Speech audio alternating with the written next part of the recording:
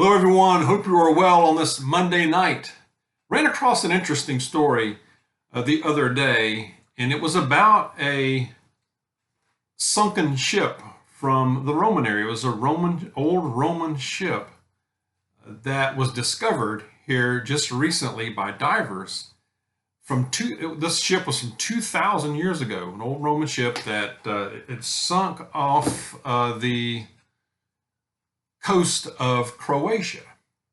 And it was just interesting to read about it and what they found and some of the things they learned from studying. They're still studying it. I mean, it's going to be a while, but they say it could help determine some of the trade routes and where it came from, what all it was really for, and just a lot of stuff. I mean, just a lot of information and history.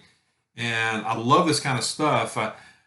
I haven't read something like that in a while, and I used to seek these kind of stories out, and it's just been a while, and it was just nice to read something totally unrelated to anything else that we do, typically. And I'm a big history person, and I tell you this to say that whatever it is you like to do, that specific hobby, that interest, don't let up on that. Do make time to do that and seek that out even amidst all the weird stuff going on and the anxiety and hardships, whatever you're going through, and all this going on in this world in the last several years.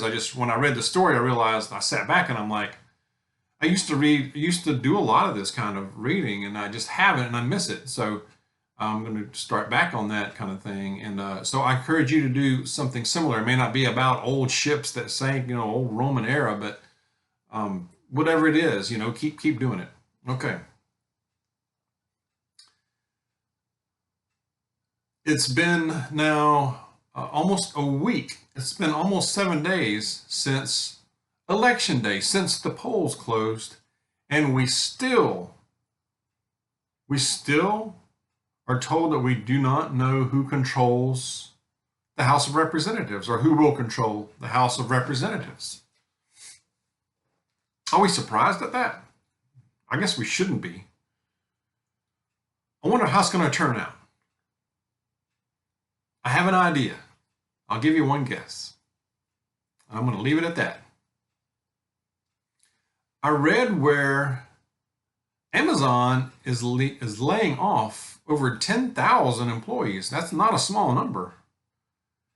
Said that this will mostly come from corporate type jobs, corporate and technology, which surprises me a little bit. But it does make you think. I mean, what does that say about the current state of affairs? What does that say about the economy and business and the world right now? That Amazon is laying off over 10K people. Last week it was last week or 2 weeks, last week it was Facebook. I think that number was about 11,000, if I'm not mistaken. Who is next? Facebook yesterday, last week. You got Amazon today. Who's tomorrow?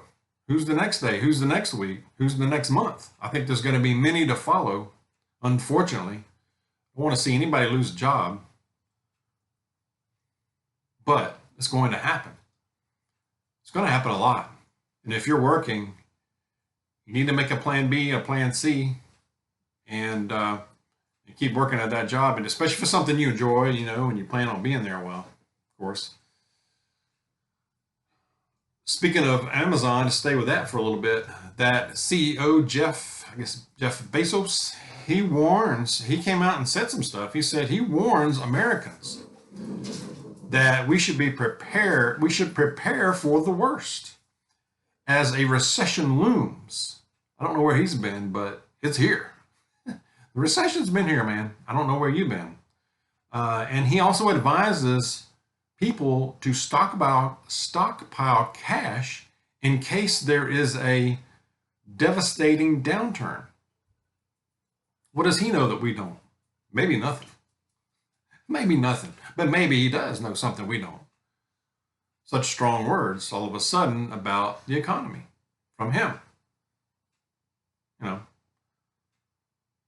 he warns that the United States economy is likely to slump into a painful recession. I think we're there.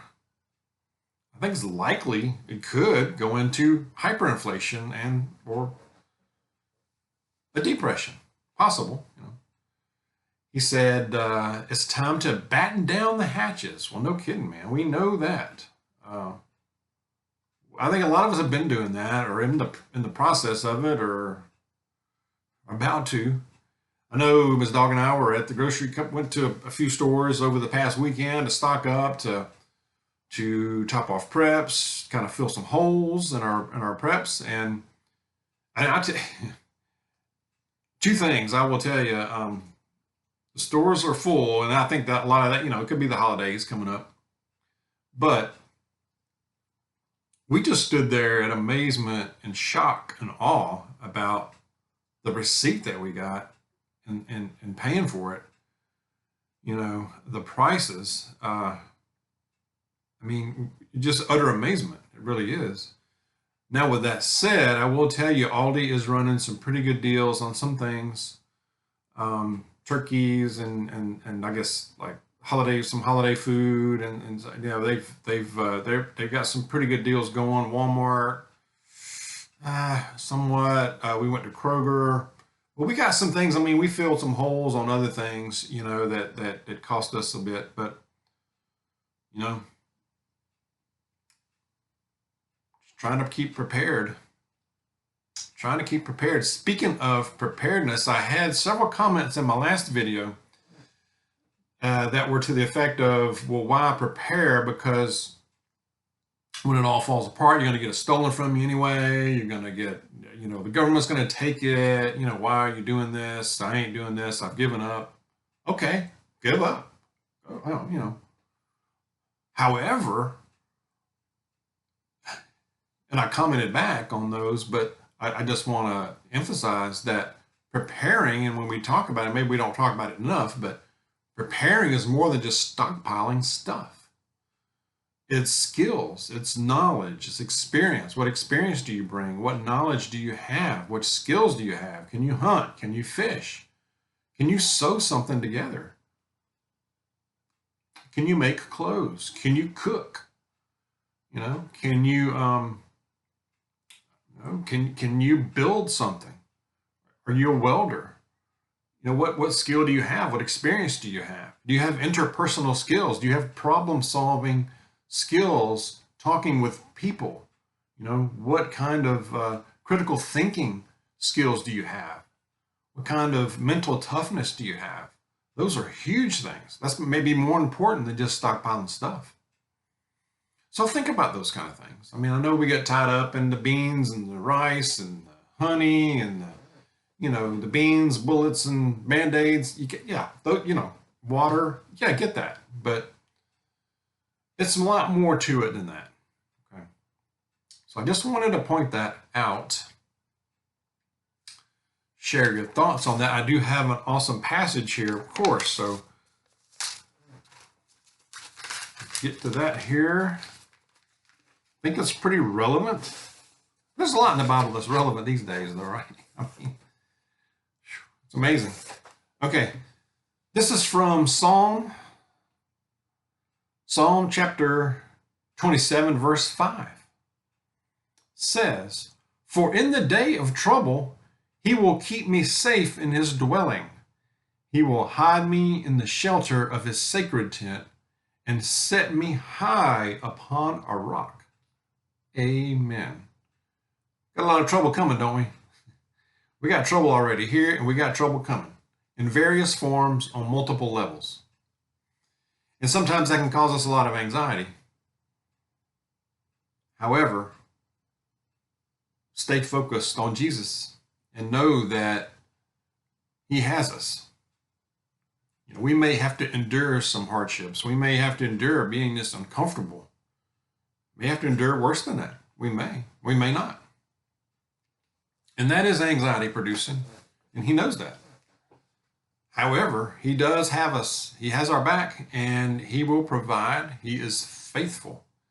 And Jesus is our salvation always has been, always will be. That won't change. So let's keep praying, keep preparing in many ways.